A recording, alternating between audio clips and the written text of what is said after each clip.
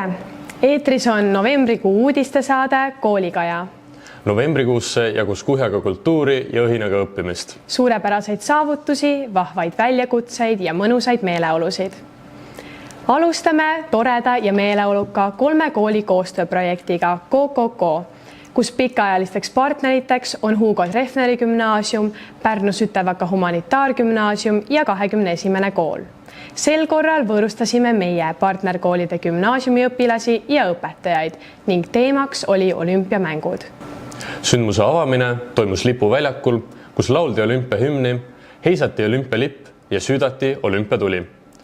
Lisaks anti ka olümpiavanne ja iga kool tutvustas oma valmistatud maskotte. Külastati ka Pirita Toppi, kus vilistlane Olav Osolin andis värvika ülevaate Tallinnas toimunud purjeregatist. Tallinn olümpialinn 1980. Projektipäevade ajakava oli sisutihe, kus kindlal kohal mälumängud, hulk ainevõistlusi eesti keelest ja kirjandusest, võõrkeeltest, muusikast, kunstist ja lustilistest sportlikest võistlustest. Mõõduvõtmised toimusid meeskondlikes ja koostöistes koolidevahelistes tiimides, et õppida teineteiselt ja leida partnerite seast uusi sõpru. Nüüd vaatamegi meenutusi inspireerivast koostööprojektist. Tere tulemast Hugo Treffneri gümnaasium! Tere tulemast Pärnu Sütevaka humanitaargümnaasium! Tere tulemast Tallinna 21. kool! Welcome Tallinn 21st School! Jätkame tehnoloogia, inseneeria, robootika ja Rakett 21 teemadel. Meie põhikooli ja gümnaasiumi robootikameeskonnad võistlesid innukalt robolahingus 2024, mis toimus Lange motokeskuses ning korraldajaks oli AHHA teaduskeskus. Tehnikahuvilised noored õppisid võistluste ettevalmistuse käigus ehitama roboteid ja katsetasid elektrimehhatroonika ning inseneeria teadmisi. Järgmisena räägime Satelliit 21, mis on Rakett 21 vanem vend. Orbitaaljaamas tiirlesid ümber TalTechi, aga 11. ja 12. klasside noored, kellel on eesmärk edasi õppida just Tehnikaülikoolis. Ning nad soovivad kevadtalvel kätt proovida ka ülikooli rektori läbürendivõistlusel. Praktilistes töötubades ammutati teadmisi energiatehnoloogiast, mõõdeti ventilatsioonisüsteemi, arvutati inimese jaoks mõjuvat kiirgustemperatuuri ning katsetati õhupalli mahutavust. Novembris tähistasime ülemaailmset televisioonipäeva. Vaatame, mida õppisid 10. ja 11. C-klassi noored Ringhäälingu muuseumis ning uudishimupäeval. Tallinna Ülikoolis toimunud uudishimupäeva teemaks oli sel korral, mida õpikutes ei räägita. Päeva jooksul käsitleti mitmeid põnevaid teemasi. Õpiti, kuidas tekitada endas uudishimu, räägiti digitaalsest maailmast, unistustest ja hirmudest. Mõtiskleti, miks pakub tants rõõmu ning päeva lõpus jõuti ka rääkida värvidest, lõhnadest ja maitsetest. Kooliperel on au sees tähistada ka rahvakalendri tähtpäevi, olgu selleks siis Halloween, Kadri või Mardipäev. Kodunduse tundides tehti agaralt ettevalmistusi Halloweeniks. Kadrid ja Mardid tulid seekord aga Tartu maanteelt. 9. klasside õpilased kaitsesid innukalt oma loovteid. Kes katsetas õpetaja ametit ja andis tunde või õpetas noorematele koolikaaslastele üpriski keerukat majandusmängu Cashflow. Tegeldi kunsti, meisterdamise ja renoveerimisega, tehti videomänge ja tantsukoreograafiat ning palju muud põnevat. Tuleb kindlalt öelda, et loovust, isetegemisrõõmu ja ettevõtlikkust jagub noortel küllaga. Tänase saate kultuuriuudised ja suurepärased saavutused käivad käsikäes. Vahendab Karolin Varek. Tere! Toome teieni rõõmustavad ja inspireerivad kultuuriuudised. Esimese A-klassi õpilane Sander Kaasik osales ooperis Madame Butterfly. Lavastusmeeskond koosnes kreeklastest, jaapanlastest, leedulastest, lätlastest ja itaallastest. Tiina Tammani esseekonkursil Elamus minu elus osales sel aastal rekordarv 210 tööd. Konkursi eesmärk oli lähtuda isiklikust vaatepunktist, mida kirjutades lahti harutada. 9. B-klassi õpilane Selma Sulling, olles üks noorematest kirjutajatest, võitis peapreemia 500 eurot suurepärase ja liigutava loo eest.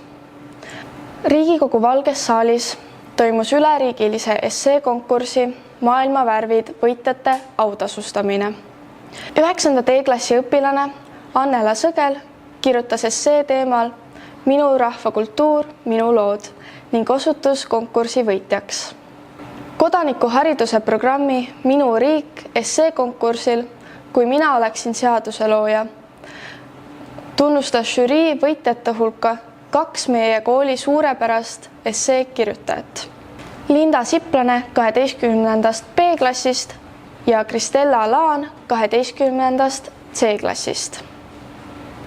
Võitjaid ja juhendajaid kutsuti 29. novembril Riigikogusse pidulikule vastuvõtule. Esseekonkursil Rahvas algab raamatust. Gümnaasiumi astme üks võitjatest on 12. A-klassi õpilane Kaspar Kriitberg ning põhikooli kategoorias 9. D-klassi õpilane Kristiine Aleksandra Kubinski. Björn Okeblomi fond toetab võitjaid 200 euro suuruse stipendiumiga. Konkurss oli pühendatud Eesti raamatu aastale. Hando Runnel on öelnud, sõnast vägevamat väge ei ole.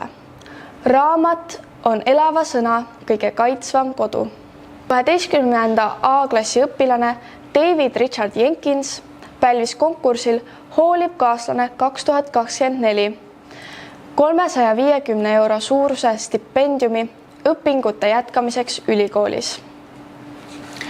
David on liputoimkonna ülem ja Inspitsendi grupi liige, kes kaasab ja õpetab nooremaid koolikaaslasi. Abiturienti iseloomustab viisakus, laitmatud kombed, väga hea suhtlemisoskus, kohuse ja vastutustunne. Õnne ja edu võitjatele. Tänusõnad juhendajatele. Inspireerivatest uudistest juba järgmises saates. Hoidke kultuuri südames. Nüüd on aeg rääkida spordist. Spordiuudiseid vahendab Emma Hõbemägi. Novembrikuus oli palju erinevaid spordivõistlusi ning toredaid saavutusi. Tallinna kesklinna koolide 3. kuni 5. klasside kombineeritud teatevõistlusel saavutas meie kooli poiste võistkond tubli 3. koha. Rahvusvahelisel jalgpalliturniiril Reval Cup 2024 saavutasid meie kooli 4 noormeest Hugo Haavapuu, Aston Visse, Erik Sebastian Staff ja Oliver Rajandi Viimsi Punane 2009 võistkonna koosseisus 3. koha. Rahvusvahelisel karatee-võistlusel Falco Cup pälvis Risto Niine Tartu meistritiitli kuni 14-aastaste poiste komitees ja katas. Nüüd rühmvõimlemisest.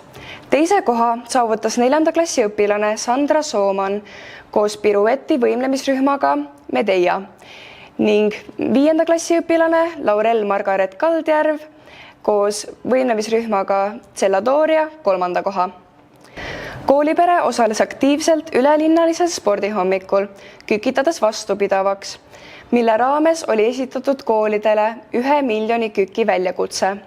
Üldvõit kuulus 7. D-klassile, kes said pääsme TalTech Alexela versus BC Kalev Cramo mängule, kus autasustati parimaid. Esmakordselt toimus koolis klasside vaheline öövõrkpallilahing. Võidukarika omanikuks sai 12. A-klass. 2. koha pälvis 12 C ning 3. 4. kohta jäid jagama 11 A ning 9. klasside ühistiim. Võistlusõhtu oli kaasahaarav. Emotsioone ja meeleolu aitasid hoida tantsutüdrukud. Ettevõtmist korraldas õpilasesindus ning täname sponsoreid. Nagu aasta lõpule iseloomulik, valitakse tunnustamiseks aasta parimaid sportlasi. Nominentide hulgast Eesti aasta naisvõrkpallur 2024 on Mirjam-Karoliine Kask. Noorsportlane Noora Reinus jõudis padelis PAF-i konkursi finaali, kus žürii valikul saavutas koha Eesti top 20 hulgas. Tähelepanu, tähtis uudis! U14 vanuseklassi aasta kergejõustiklane on Valter Kuld, kes on saavutanud aasta jooksul 10 Eesti meistritiitlit ning püstitanud 2 Eesti rekordit. Õnnitleme kõiki tublisi sportlasi, nende treenereid ning kehalise kasvatuse õpetajaid. Tänase saate lõpetame väga olulise kultuuri- ja muusikasündmusega. Nimelt tähistasime Eesti helilooja, koorijuhi, muusikaajakirjaniku ja ka meie kooli muusikaõpetaja Riho Pätsi 125. sünniaastapäeva.